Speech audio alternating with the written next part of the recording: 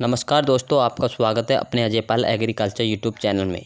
दोस्तों, आपने धान की खेती करते हैं और धान की अच्छी पैदावार लेना है और पड़ोसी से कुछ अलग करके दिखाना है, जिससे कि आपकी फसल काफ़ी अच्छी शानदार हो, पैदावार काफ़ी अच्छी निकले, जो आने वाले समय में बालियाँ काफ़ी लंबी और अच्छी, दाना मोटा हो, भराव भी अच्छा हो और उसमें टिल्लिंग यानी कि 15 से लेकर 50 दिन के बीच की हो चुकी है। उसमें टिल्लिंग की संख्या काफ़ी कम है।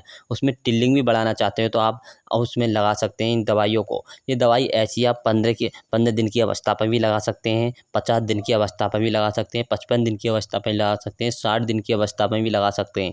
इस दवाई का कोई नुकसान नहीं है, कोई डिफेक्ट नहीं है। इस दवाई से आपकी फसल 15 से लेकर 50, 55, 60 दिन की भी है तो आप इनका प्रयोग कर सकते हैं। अपनी धान की फसल में काफ़ी अच्छी और शानदार पैदावार मिलेगी और बालियाँ भी काफ़ी अच्छी होंगी। अगर टिल्लिंग कम है 15 दिन से लेकर तो आप टिल्लिंग के भी लगा सकते हैं। कल्लों की संख्या बढ़ाने के लिए लगा सकते हैं। पौधों की वृद्धि के लिए, जड़ों का विकास काफ़ी अच्छा होगा।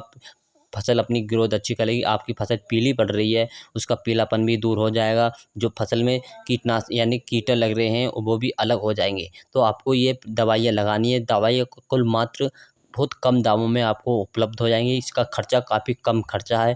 हमने सभी किसानों का आंकड़ा देख के हिसाब से हमने ऐसी ये कम खर्चे वाली दवाइयाँ लगा रखी हैं, जिससे कि आपको बहुत अच्छे होगा। तो ये दवाइयों को हमने, आपकी फसल काफ़ी अच्छी हो जाएगी तो आपसे पड़ोसी पूछेंगे आपने ऐसी क्या चीज़ लगा दी, यानी आपकी फसल में तो जादू हो गया। यानी अचानक फसल बढ़िया होने लगे और उसमें लोग कुछ किसान बूझने लगे तो आपसे कहेंगे तो आपकी फसल के अंदर, खेत के अंदर तो जादू हो गया। तो जादू के यानी कि ये जादू कैसे हुआ और कैसे कौन-कौन से खातों के तरीके से जादू हो गया। तो आपको अपनी जादू ही जाँच यानी आपकी फसल जादू ही हो जाएगी। तो हम बताएँगे कि आपको कौन-कौन से खातों का प्रयोग करना चाहिए। जब धान की फसल 15 से लेकर 20 दिन, 50 दिन की हो जाए तो उसमें, यानी 15 दिन की हो जाती है तो उसमें फुटाव होना शुरू हो जाता है। 15 से 20 दिन की हो जाती है तो उसमें फुटाव होना शुरू हो जाता है। जब 50 दिन की होती है तो उसमें बालियों की देख-रेख होने लगती है। यानी बालियों का देख-रेख होने लगती है, बालियों का विकास होने लगता है। उसमें ज़्यादा ध्यान देना होता है कि बालियों पर ध्यान देना होता है। ऐसे कार्य बताएँगे कि हम 15 से लेकर 20, 25, 40, 50, 55, यानी इतने दिन की फसल है तो आप इन खातों का प्रयोग कर सकते हैं। और ऐसे इन्हों में 2 कार्य करने होंगे आपको। 2 कार्य करने होंगे और पैदावार बहुत अच्छी होगी। कल्ले कम है तो उसमें कल्ले की संख्या काफ़ी होगी। 9 से 10 कल्ले हैं तो इसमें कोई कल्ले नहीं है, क्योंकि आपकी फसल में 9 से 10 कल्ले हैं तो इसमें कोई कल्लों की संख्या नहीं है। इतने कल्ले तो आप बगैर खाद यानी फर्टिलाइज़र, बगैर दवाइयों के भी अपना आप उग आते हैं। जब आप अपनी फसल की रुपाई कर देंगे, उसमें कोई खाद नहीं लगाएँगे, कोई दवाई नहीं लगाएँगे तो 9 से 10 कल्ले तो वैसे ही निकल जाते हैं। तो इसमें कोई कल्लों की संख्या नहीं है। इसमें आपको 50-60 कल्ले के लिए आपको अपनी दवाइयों का प्रयोग करना चाहिए। अगर 9 से 10 कल्ले रहेंगे तो इसमें क्या बालियाँ निकलेंगी, क्या बालियों की संख्या बढ़ेगी, कैसे पैदावार बढ़ेगी। अगर बालियाँ, पौधों की संख्या अधिक होगी, कल्ले अधिक होंगे या टेलिंग अधिक होगी तो उसमें बालियाँ भी अधिक आएँगी। बालियाँ अधिक रहेंगी तो पैदावार भी काफ़ी अच्छी देखने को मिलेगी। तो इसके लिए पैदावार बढ़िया बनानी है और अच्छी मिलेगी। आपको बहुत ज़्यादा कल्ले करने अपनी धान की फसल में और बालियाँ काफ़ी अच्छी होगी। तो 2 ये कार्य करने हैं और ये खर्च यानी बहुत कम खर्च में हो जाएँगे। तो आपको जो कार्य करने हैं 15 से 20, 50 दिन तक अपने कल्लों की संख्या बढ़ा सकते हैं। इसमें काफ़ी अच्छा टिल्लिंग भी होगी और 15 से लेकर 50 दिन के बीच में ये एक स्प्रे करना ज़रूरी होता है। जब आपकी फसल 15 से 50 दिन के बीच की हो जाती है तो इसमें कोई भी किसान भाई स्प्रे नहीं कर पाता, क्योंकि स्प्रे इस बारे नहीं कर पाता कि किसान भाई सोचता है कि स्प्रे क्या करेंगे जब फसल सही चल रही है। लेकिन इसमें फसल में कुछ ऐसे होते हैं कि फसल में कुछ दवाइयों का और फर्टिलाइज़र का स्प्रे कर देते हैं तो काफ़ी अच्छी हो जाती है, फुटाव भी काफ़ी अच्छा था। तो 15 से लेकर 50 दिन से पहले आपको एक स्प्रे अवश्य करनी है। तो स्प्रे कैसे, कौन-कौन सी करनी है 15 से लेकर 50 दिन से पहले जो स्प्रे करनी है, तो आपको लेना है, जो आपको 15 से 50 दिन के अंदर करनी है, जिसमें पोषक तत्व की पूर्ति हो जाएगी, तो आपको करनी है जिंक। जिंक लेनी है आपको, जिंक सल्फेट लेनी है आपको। जिंक सल्फेट से ये होता है कि अपनी फसल में जो आगे चल के जिंक की कमी देखने को आती है, जैसे खैरा रोग लग जाता है, अन्य कोई भी रोग लगता है तो जिंक की कमी पूरी हो जाएगी तो रोग नहीं लगेगा। तो जिंक की जो मात्रा लेनी है आपको, 500 ग्राम जिंक की मात्रा लेनी है। जिंक की मात्रा से आपकी फसल पीली पड़ रही है, पीली नहीं पड़ेगी, अच्छा जड़ का विकास भी अच्छा होगा। तो आपको जिंक की मात्रा 500 ग्राम लेनी है। इसी के साथ जो लेना है आपको, जो नंबर 2 पर लेना है आपको फेरस सल्फेट इस बार लेना है। जो लोहे की कमी होती है वो फसल के अंदर पूरी हो जाती है और फसल में अच्छी पैदावार और अच्छी दाना भराम में कुछ अच्छा रहता है। तो आपको लेनी है फेरस सल्फेट।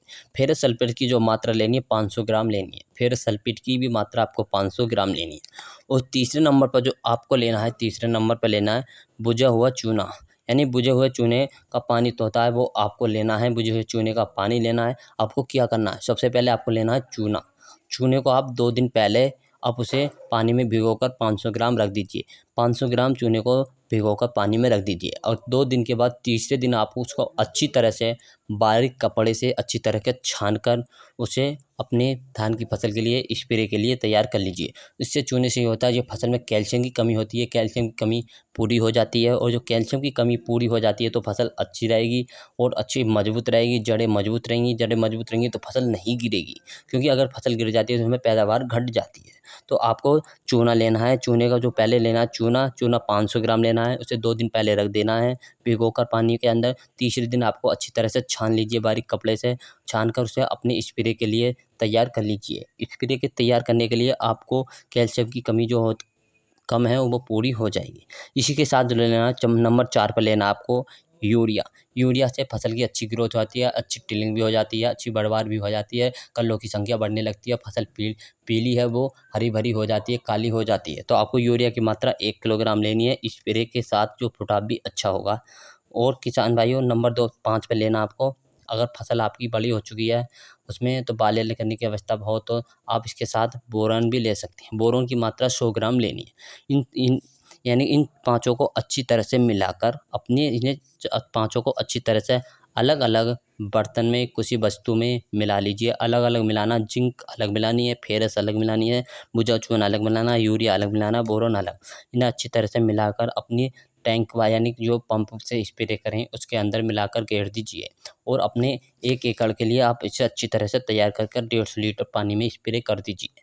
और जो आपकी फसल 30 से 15 से लेकर 50 दिन से पहले जो स्प्रे करेंगे, इससे देखना आपकी फसल लगभग इतना अच्छा ब्यात करेगी, अच्छा फुटवार करेगी, काफ़ी अच्छा फुटवार होगा, ब्यात अच्छा होगा, कल्लों की संख्या काफ़ी अच्छी होगी, टिल्डिंग भी अच्छी होगी, पैदावार आने वाले समय में बहुत अच्छी बेहतरीन हो जाएगी। अगर अगर आपको जो नंबर 50 से 55 दिन की है तो आप इसमें फोलिक एसिड भी लगा सकते हैं, जिससे कि बालियाँ निकलें और अच्छा रहें, बालियाँ लंबी लगें। इसके साथ आप फोलिक एसिड भी लगा सकते हैं। फोलिक एसिड आप 30 से लेकर 15 से लेकर 50 दिन के अंतर पर लगा सकते हैं। इसकी मात्रा जो लेनी है 1 किलोग्राम लेनी है। 80% वाला 80% वाला आपको शुद्ध वाला लेना है फोलिक एसिड। जैसे हेमिक एसिड होता है तो इसके साथ लेना फोलिक एसिड ले सकते हैं आप। जो आपको इनों के साथ स्प्रे कर दीजिए और इसका जब आपका रिजल्ट आएगा, इसका आप 8 से 10 दिन के अंदर जो रिजल्ट देखोगे, इनका 5-6 दवाइयों का रिजल्ट देखोगे तो आप इतना अच्छा रिजल्ट होगा और आप हमें कमेंट करके बताएंगे कि इतना अच्छी दवाई बताई आपने। तो आपको अपनी फसल में 15 से लेकर 50